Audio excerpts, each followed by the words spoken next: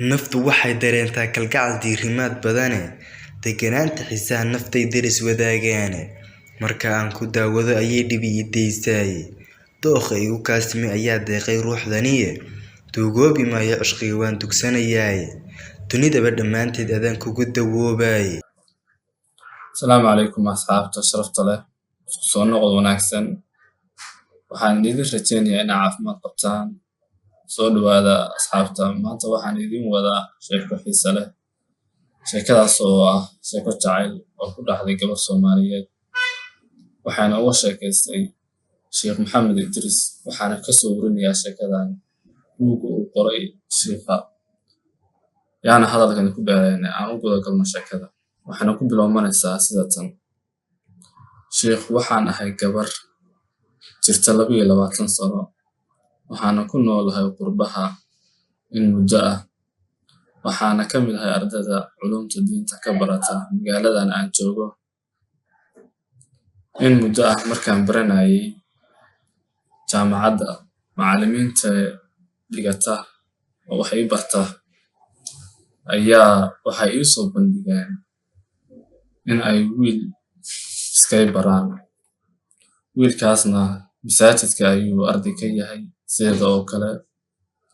Dadkuna wanaagiisa ayay jecel yihiin.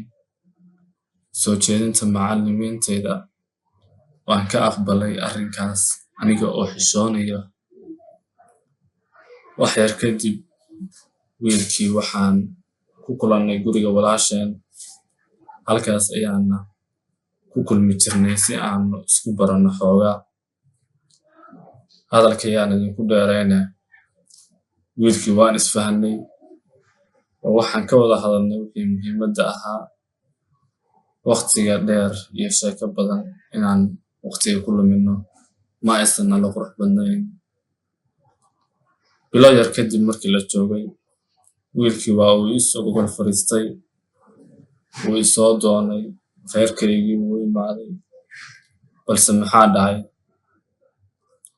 Faamilkayga waxay dhaheen gabadhayadu waxay noo baranaysaa jaamacad. Taasna waxay qaadanaysaa waqti dheer. Mana doonayno inay hadda guursato.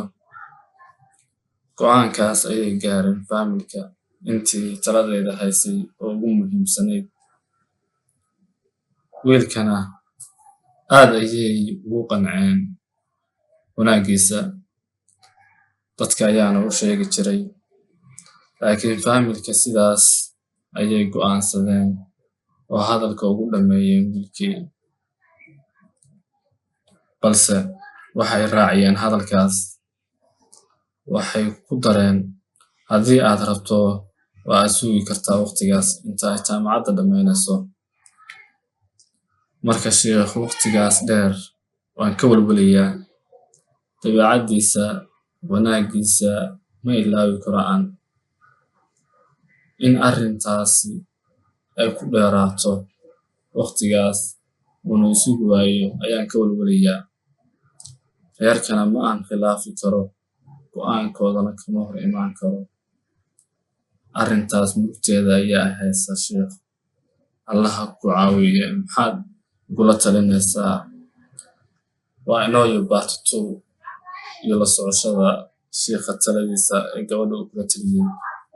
Wabillahi tawfiiq. Hana ilaawin subscribe-ka meel fogna gaarsiin muuqaalkan asxaabta mahadsanidin. Naftu waxay dareentaa kalgacal diirimaad badane, degganaanta xiisaha naftay deris wadaagaane. Marka aan ku daawado ayay dhibi i daysaaye, dooqa igu kaasmi ayaa deeqay ruuxdaniye, duugoobi maayo cishqiga waan dugsanayaaye, dunidaba dhammaanteed adaan kugu dawoobaaye. Hadba waxaan diyaar garow idhaa dadabgalkeennii.